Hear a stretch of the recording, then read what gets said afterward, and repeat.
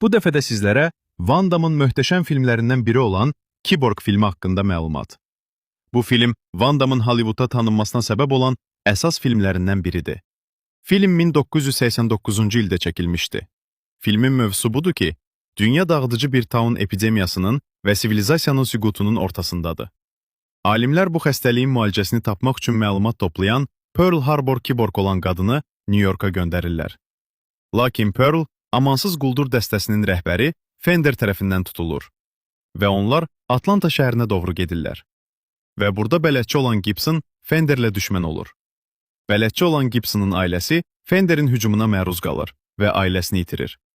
O həm intiqam almaq, həm də bəşəriyyəti xilas edəcək məlumatları daşıyan Kiborgu xilas etmək üçün Fenderin arxasınca düşür. Film az büdcə ilə çəkilsə də, amma ekranlara çıxdıqdan sonra böyük gəlir gətirdi. Filmin gəliri 95 milyon olmuşdu. Kasetlərin satışında bu film tez-tez satılırdı. Filmin çəkilişləri zamanı baş verən bədbəxt hadisə Van Damme'a çox baha başa gəlir.